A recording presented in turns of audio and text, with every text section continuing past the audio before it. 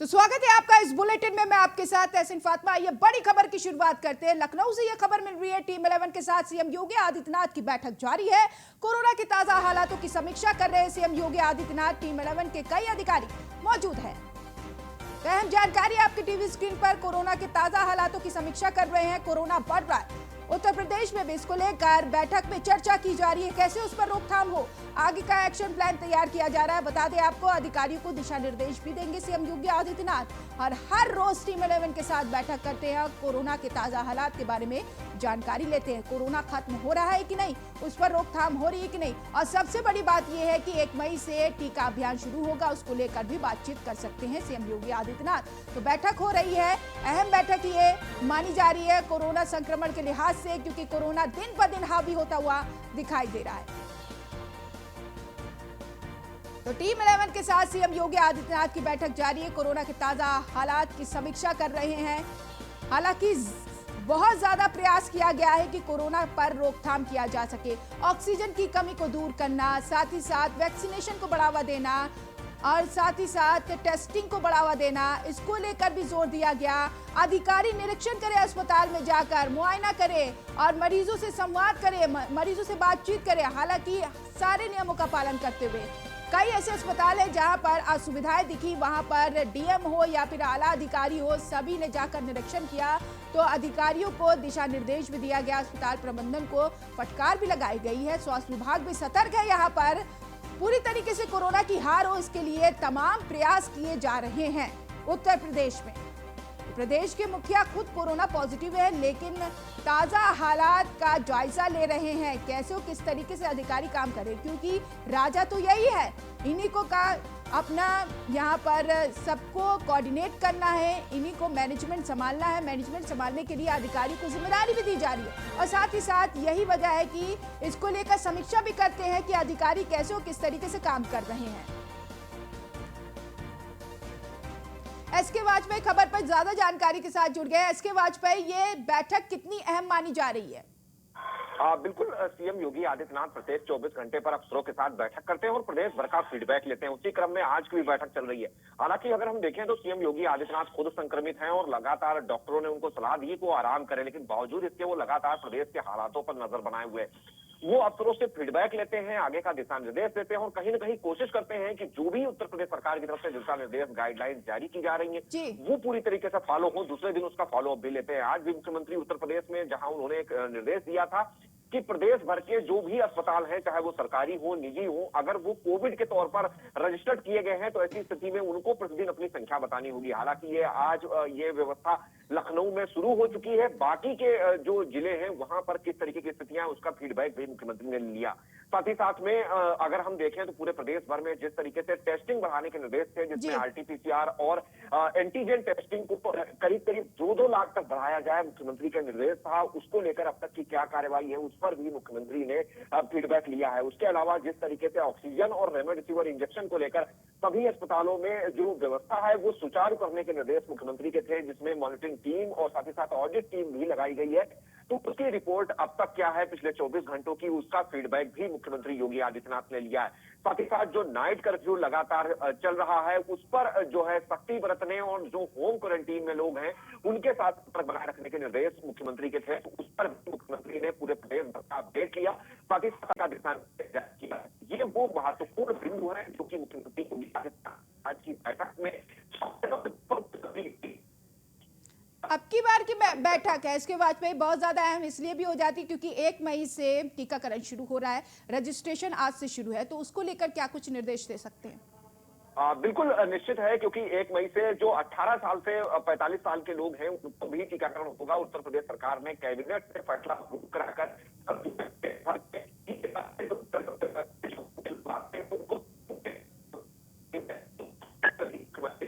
किया था कि सभी वैक्सीनेशन सेंटर को पूरी तरीके से तैयार कर लिया जाए और सोशल डिस्टेंसिंग और बाकी जो गाइडलाइन है वो किस तरीके से फॉलो होगी, कैसे वहां पर लोगों को बुलाकर वैक्सीनेशन कराया जाएगा, इन बहुत सारी चीजों को तैयारियां की जाएं।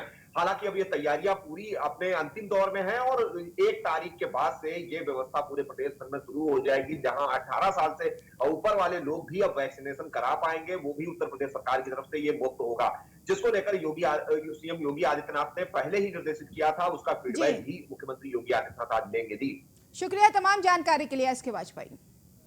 तो देश में पहली बार कोरोना से 24 घंटे में 3000 से भी ज्यादा मौतें हुई हैं और ऐसे में 24 घंटे में 3293 लोगों की मौत हुई है। 24 घंटे में 3,60,960 नए मामले सामने आए हैं। पॉजिटिव मामलों की संख्या की अगर बात किया जाए तो 1,69,97,267 कुल मौतों की संख्या की अगर बात किया जाए 2,01,187 मौतें हो चुकी है। सक्रिय मामलों की बात किया जाए तो कुल मिलाकर संख्या है 29,78,709।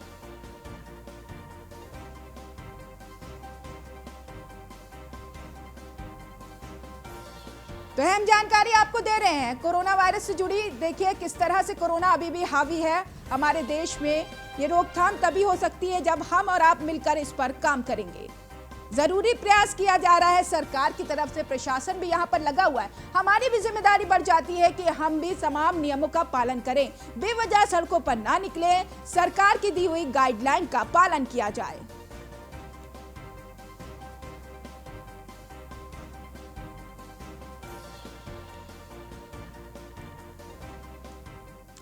और इस बीच हाथरस से एक बड़ी और दुखद खबर मिल रही है। जहरीली शराब पीने से 5 लोगों की मौत हुई है। करीब 6 से ज्यादा लोगों की हालत गंभीर हुई है। जहरीली शराब का तांडव एक बार फिर देखा गया।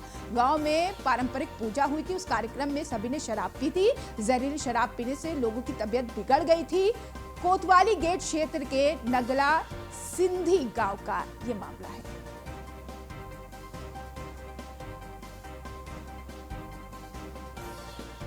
जहरीली शराब का कांड रुकने का नाम नहीं ले रहा है। जहरीली शराब से कितनी मौतें हो चुकी हैं, लेकिन इस पर ब्रेक कब लगेगा, ये सवाल अब भी बरकरार है। कहाँ पे? गाँव में। कितनी पढ़ाई है आपने की अपने आप से? सीना पर है? हमारे यहाँ होगा पूजा। अच्छा, पूजा में की कितने लोगों ने की? 18-20 आदमी ने। हैं? 26 तारीख को जो ये नगला दया ग्राम पंचायत है उसके 2 मजरे हैं, नगला प्रहाद और नगला सिंगी।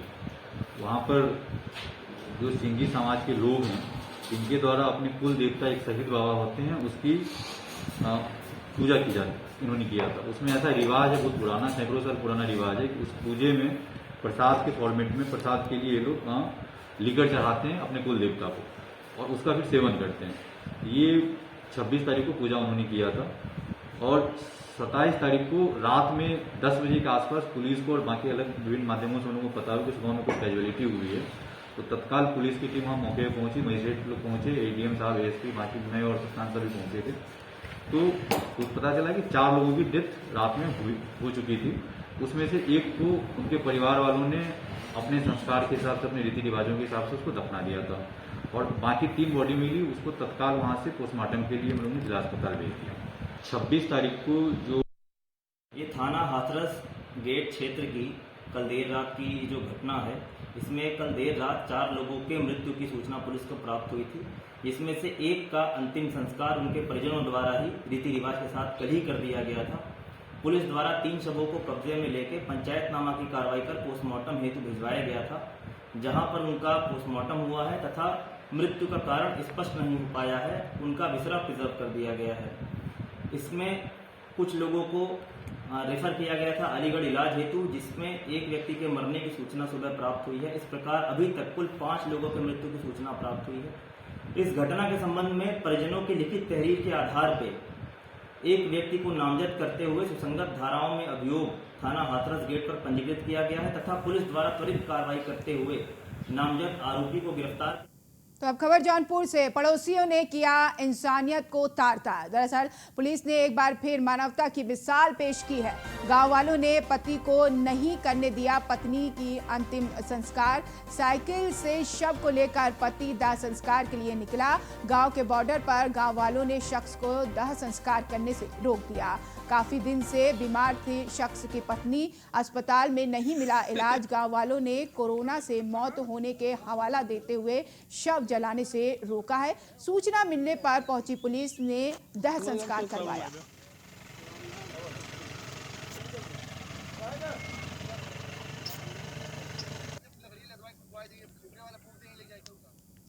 अब खबर हमीरपुर से। दरअसल नेशनल हाईवे 34 पर आपस में दो ट्रक टकरा गई। टक्कर होने से आग लग गई, एक ड्राइवर जिंदा जल गया। सूचना मिलने पर फायर ब्रिगेड की गाड़ी पहुंची।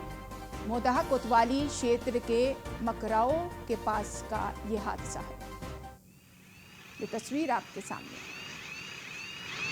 नेशनल हाईवे 34 पर आपस में दो ट्रक की टक्कर हो गई। टक्कर होने से ट्रक में आग लग गई, ड्राइवर जिंदा जल गया। नेशनल हाईवे 34 पर आपस में दो ट्रक टकरा गई, यह हादसा हो गया। ये खबर मिल रही है कि ड्राइवर जिंदा जल गया। सूचना मिलने पर पहुंची फायर ब्रिगेड की गाड़ी। मोदहा कोतवाली क्षेत्र के मकराओ के पास का यह हादसा है। चालू करिए। फायर ब्रिगेड की गाड़ी मौके पर पहुंची, आग बुझाने का प्रयास किया, लेकिन कहा जा रहा है ट्रक में बैठा ड्राइवर जिंदा जल गया। दर्दनाक घटना हुई है हमीरपुर में। बड़ी मशक्कत के बाद आग पर काबू पाया। इस हादसे के बाद अफरा तफरी जैसा माहौल होगा। देखिए किस तरह से दूर दूर तक ट्रक जल रही है। टक्कर होने से आग लगी है और आग में ट्रक पूरी तरीके से खाक हो गया। और सबसे बड़ी बात यह है कि ड्राइवर उसमें बैठा हुआ था, ड्राइवर भी पूरी तरीके से जल चुका है। चालू करिए। अभिषेक कुमार जुड़ गए जानकारी के साथ। अभिषेक, आपस में ट्रक टकराई और ऐसे में आग भी लगी, क्या आग पर अब काबू पा लिया गया है? जी मैं बता दूं, यहाँ पर ये मोदहा थाना क्षेत्र के मकराव गांव पड़ता है। वहाँ पर आमने सामने दोनों ट्रक में भिड़ंत हो गई, जिसके चलते दोनों ट्रक में आग लग गई। और ट्रक जब भिड़ंत हुई तब उसमें एक ड्राइवर भी फंसकर उसमें जल गया। जी आग पर काबू पा लिया गया है और अभी रेस्क्यू ऑपरेशन किया जा रहा है। शुक्रिया अभिषेक तमाम जानकारी के लिए। आगरा से खबर मिल रही है, पूर्ति निरीक्षण अजय प्रताप सिंह की मौत हो गई है। दरअसल कोरोना से हुई पूर्ति निरीक्षक की मौत इलेक्शन ड्यूटी के दौरान कोरोना पॉजिटिव पाए गए थे। कोरोना पॉजिटिव होने पर अस्पताल में भर्ती थे। दुखद खबर। इस बीच कोरोना कितना जानलेवा है आप इससे अंदाजा लगा सकते हैं। कोरोना पॉजिटिव होने पर उन्हें अस्पताल में भर्ती कराया गया था। पूर्ति निरीक्षक अजय प्रताप सिंह की कोरोना की वजह से मौत हो गई। इलेक्शन ड्यूटी के दौरान कोरोना पॉजिटिव हुए थे, जिसके बाद उन्हें अस्पताल में भर्ती कराया गया था। तबीयत और बिगड़ती गई। कितनी ज्यादा महामारी हावी हो रही है, आप इस चीज का अंदाजा इसी खबर से लगा सकते हैं। आपको एक बहुत बड़ा यहाँ पर मैसेज मिल रहा है कि आप बचकर चलिए, कोरोना से एहतियात बरतिए, क्योंकि कोरोना बहुत ज़्यादा जानलेवा साबित हो रहा है। कितने लोगों ने अपनों को खोया है कोरोना की वजह से। एक और मौत, दरअसल इलेक्शन के दौरान कोरोना पॉजिटिव हुए थे, इनको अस्पताल में भर्ती कराया गया था,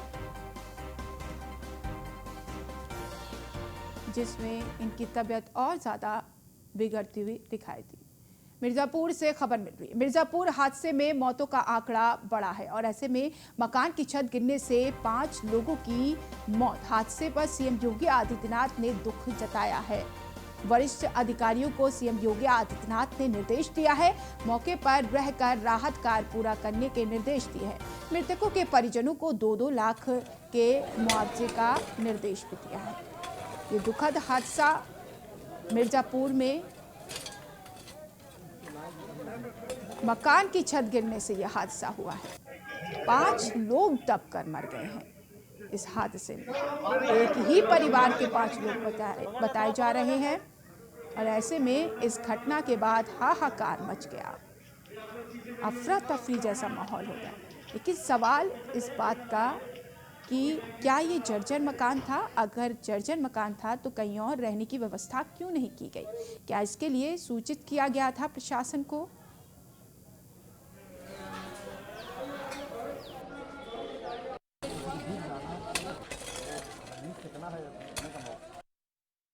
ये थाना कोतवाली शहर के सामने एक कमरे की छत गिरने की बात बताई गई है। सूचना पर तत्काल पुलिस, फायर सर्विस के जवान, नगर पालिका के लोग एम्बुलेंस मौके पर आई है। राहत कार्य जारी है। मौके से 2 लोगों को निकाला गया है। लोग अभी कितने लोग उसमें दबे हुए हैं सर? अभी उसके एक बगल वाले से बात हुई थी। उसने बताया कि इस कमरे में 5 लोग रहते थे, पर पत्नी और उनके 3 कितना तल्ला छत था कि गिरा के अभी 2 घंटे 4 घंटे हो गए अभी तक निकाल नहीं पाया? तो ये 2 तल्ला छत है, ऊपर कोई रहता नहीं था। नीचे का पोर्शन जिसमें रहते थे गिरा है। मैनुअल काम हो रहा है और जेसीबी मशीन लगाने से ऊपर छत भी गिर सकती है, तो मैनुअली हम लोग काम कर रहे हैं। 2 लोगों को निकाला गया है और उनको अस्पताल भेजा गया है। देखिए, ये एक परिवार के 5 लोग मकान में रहते थे और एक कमरे की छत उसमें गिर गई और सभी उसी में सो रहे थे। उसमें से 3 बच्चे थे और 2 पति पत्नी थे। तीनों बच्चों के जो शव है वो रिकवर किए जा चुके हैं और जो पत्नी थी उनका भी शव रिकवर किया जा चुका है। जो पति है उनके लिए अभी रेस्क्यू हमारा चल रहा है और बहुत ही दुर्भाग्यपूर्ण घटना है। देखिए, ये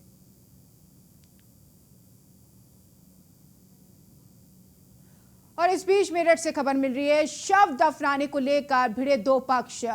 कब्रिस्तान में भिड़ंत का वीडियो वायरल हुआ है। कब्रिस्तान के मालिकाना हक को लेकर बवाल हुआ है। शव दफनाने को रोकने पर पक्षों में कहासुनी हुई है।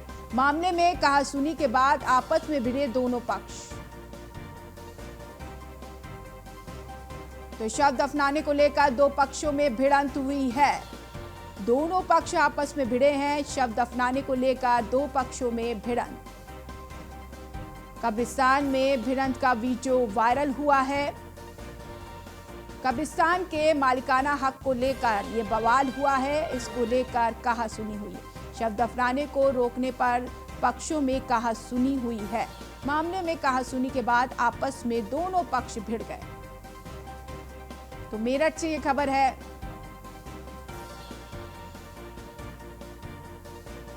बड़ी अजीब सिचुएशन चल रही है। एक तरफ कोरोना का मामला बढ़ रहा है, कोरोना से की वजह से मौतों का मामला बढ़ रहा है, और दूसरी तरफ शव को दफनाने के लिए जगह नहीं मिल रही है। ये तो पता नहीं कोरोना से मौत हुई है कि किसी और वजह से मौत हुई है, लेकिन इन सब के बीच कब्रिस्तान में 2 पक्षों में यहां पर भिड़ंत हुई। एक्सक्लूसिव तस्वीर आपके सामने। शव दफनाने को लेकर ये भिड़े आपस में कहासुनी हुई है। देखिए किस तरह से दोनों लोग आपस में भिड़ते हुए नजर आए। दफनाने को लेकर ये पूरी कहासुनी हुई है। कब्रिस्तान में मालिकाना हक को लेकर आपस में भिड़े। आप तस्वीर देखिए, दूर से खुद दिखाई दे रहा है, एक दूसरे पर कैसे वार करते हुए दिखाई दे रहे हैं। एक्सक्लूसिव तस्वीर आप देख रहे हैं न्यूज़ 1 इंडिया पर। ये भी भूल गए हैं कि इन्होंने किसी अपने को खोया है। तो कब्रिस्तान में आपस में भिड़े 2 लोग। मोहसिन जुड़ गए इस खबर पर जानकारी के साथ। मोहसिन, क्या है पूरा मामला? देखिए फातिमा, मैं आपको बता दूं कि इस वीडियो को देखने के बाद उर्दू के मशहूर शायर राहत इंदौरी की वो पंक्तियां याद आती हैं कि ये 2 गज जमीन मेरी मिल्कियत तो है, ए मौत तूने मुझे जमींदार कर दिया। लेकिन वैश्विक महामारी कोरोना के भीतर किस तरह से 2 गज जमीन के लिए भी जो शव है वो एक तरह से अलग रखा हुआ है, और यहाँ पर कब्रिस्तान के मालिकाना हक को लेकर 2 पक्ष आपस में भिड़ गए। देखिए इस चीज को इस तरह से समझ लीजिए कि मेरठ के अंदर जो तमाम कब्रिस्तान है उस पर किसी न किसी जाति का एक मालिकाना हक है। मजहब एक है लेकिन अलग अलग जातियां हैं, कोई पठान है, कोई कुरैशी है, कोई जुलाहा है, तो इन सब ने अपने अपने नाम से अपने कब्रिस्तान पर अपना मालिकाना हक जताया हुआ है। कहते हैं कि हमारे पुरखों का कब्रिस्तान है, यहाँ दूसरी जाति के लोग नहीं दफनाए जा सकते हैं। इस व्यक्ति की कोरोना से मौत होती है, उसके बाद शव को कब्रिस्तान ले जाया जाता है। जैसे ही शव को दफनाने की प्रक्रिया शुरू होती है उसी वक्त दूसरा पक्ष वहां पर पहुंचता है और उनका ये तर्क था कि हमारे पुरखों का कब्रिस्तान है, आप यहाँ पर शव नहीं दफना सकते हैं। इसको लेकर कहा सुनी हुई और किस कदर मारपीट हुई है तस्वीरें आप देख सकते हैं। कितना शर्मनाक और कितना बेहद वाला शर्मनाक ये बुरा वाकया है कि एक तरफ शव रखा हुआ है और वो जो मिट्टी है वो अपने आप को, जो मोक्ष है, जो आत्मा की शांति है, उसके लिए इंतजार कर रही है और दोनों पक्ष आपस में जूतम पैजार हो रही है। कोरोना जैसी वैश्विक महामारी में जब इंसानियत दम तोड़ती जा रही है उसमें बिल्कुल ये बात आप सही कह रहे हैं। बहुत शुक्रिया मोहसिन तमाम जानकारी के लिए। फिलहाल इस बुलेटिन में इतना ही। नमस्कार।